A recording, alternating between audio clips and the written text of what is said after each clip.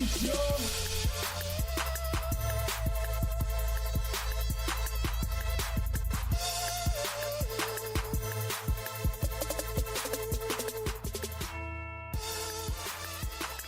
everyone, we are so excited to be back once again to get together and talk about real woman issues that concern friends, wives, mothers, educators, and entrepreneurs. I cannot wait to start the show, so let's get going.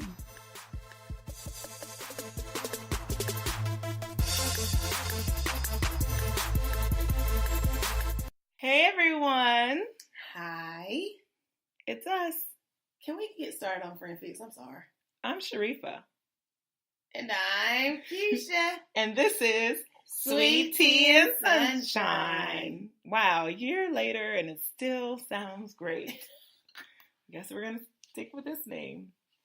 All right, ladies and gentlemen. Time for Friend Fix. Friend I Fix. hate to jump right into it, but I have been really dealing with some things over the last couple of months that I have not spoken to you about. I've had a glimpse of that same thing. So I think if you're going to talk about it, then we can all talk about it. Right. So in the world of social media and circles being so close, it is easy to get, I'm going to say it like this, social media and having friends that share ideas can do one of two things. It can either motivate you or it can get you caught up in the comparison trap. And we did an episode about how comparison kills your joy. Yes. A while ago, but y'all probably didn't even listen at that point. Or y'all because we read a baby podcast, or you don't remember. So we can remind you that comparison kills your joy.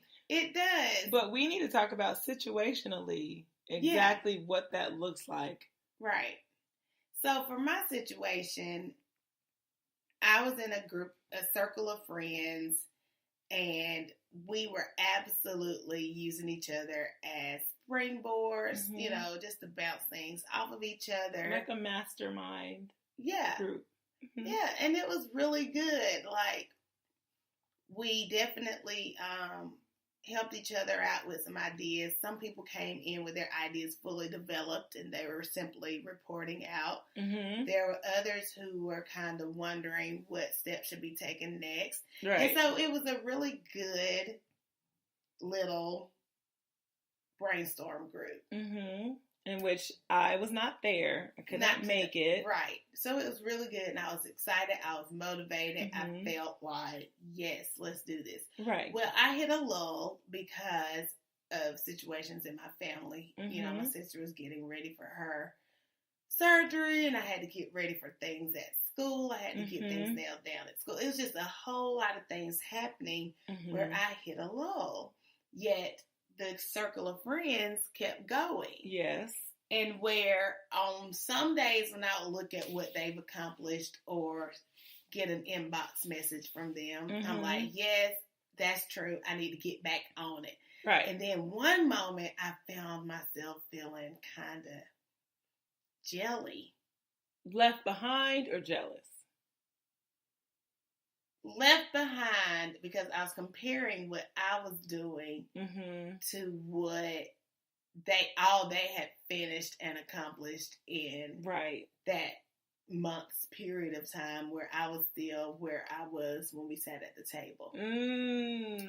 So where it was neat at the time, like when we were at the table, where we were motivating each other, when I was unable to keep my momentum going and they kept going forward, I found myself feeling badly about myself. Right. So it made me sad, and that's when I called you, and I was just like, I texted you, and I was just like, help me, because at some point, being able to always know what everybody else is doing is not necessarily a positive thing. Right, and to know the background to it and when it all came to fruition, like how are they getting there this fast and I'm still here when you know there was nothing at that first meeting. So like to see things come about, go to publisher, turn into like these major things, and it's like kind of like watching the world pass you by.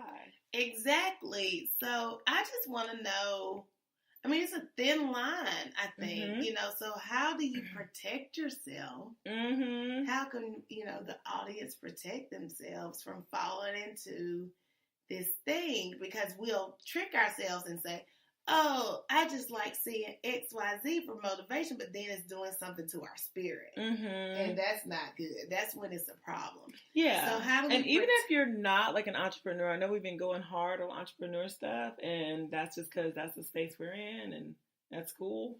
But like, maybe you could look at a new job position someone had, and that be that. Or the way someone has lost a bunch of weight and you were all in the same, group that said we're going to lose this much by this much. And it's easy to get into comparison. That's really good. I had, I had to text you about, I was invited to speak on a panel to a room full of people who had the job I wanted 4 years ago.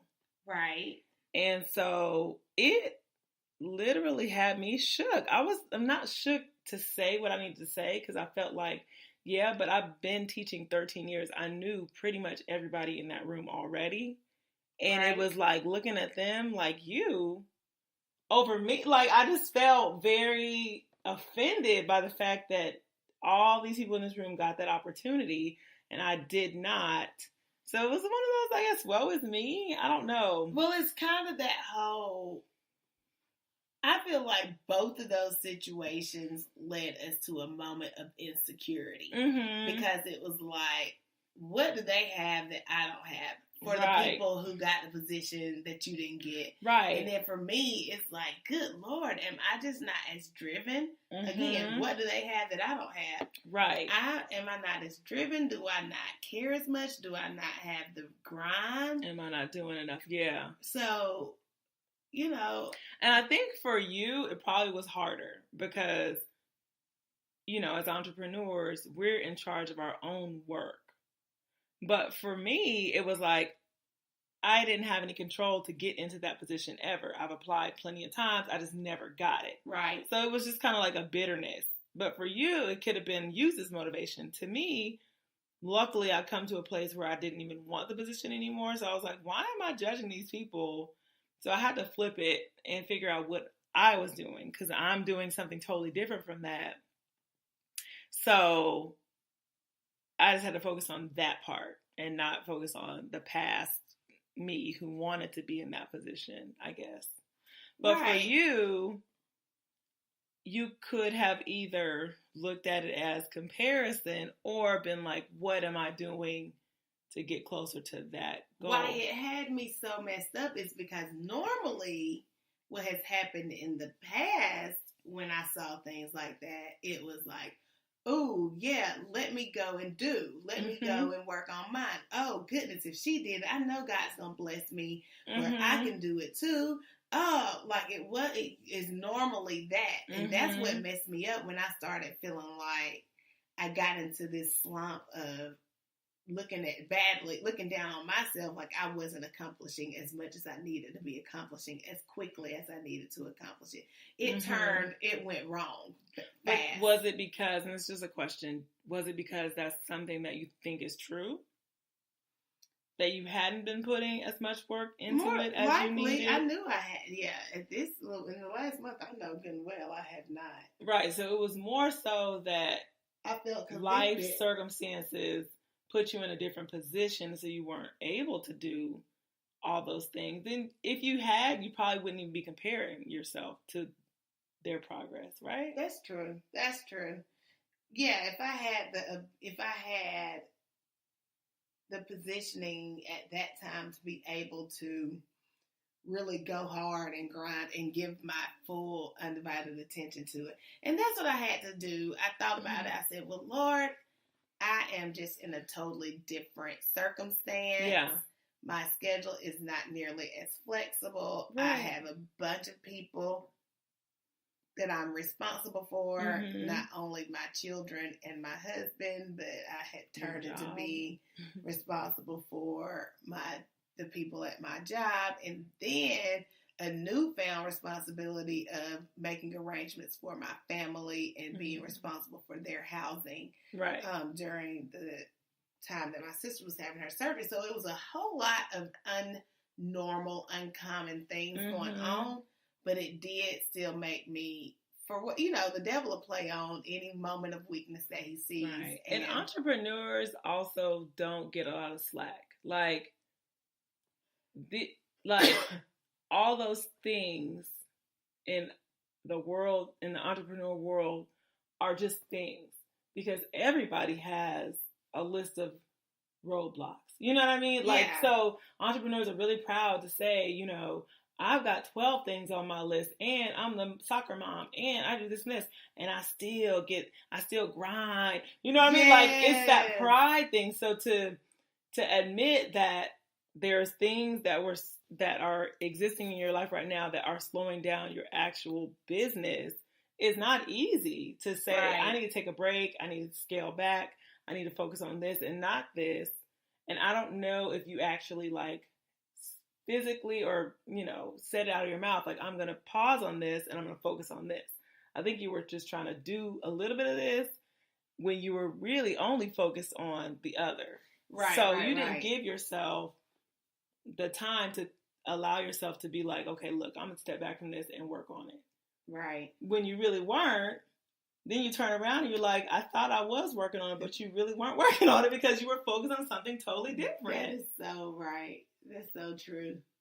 And, what I was, for your little situation, because it really wasn't that, I've heard you say out loud enough that was not what you wanted. Right. But again, like I said, in that moment of weakness, when you were sitting in the seats and they were standing up talking, I'm assuming that's well, I was sitting in the seat talking and they were sitting lower listening to what I had to say. Right. An expert in the area. And I'm like, how am I speaking as an expert to a bunch of y'all who are supposed to be experts, because that's the job that you have? So now you need me as a teacher to come in and share with you what's the real deal. Like, I just felt real like, there's a lot of y'all in here that I know for a fact aren't getting the scores I ever got in class. Like, it was just a real nastiness. And then I had to look around, girl, Title I academic coaches. And most of our Title I students in schools are predominantly Black. The room was mostly white people. And so that made me even more like, what is it that's going on here? Like, it just felt sleazy and it felt wrong. Yeah. And I think I just had to get to a point where I'm not chasing that no more. So exactly, whatever wrong it is not my wrong. Right. And that's what I, had sent you in that text message. You did. We went back and looked at the receipts. And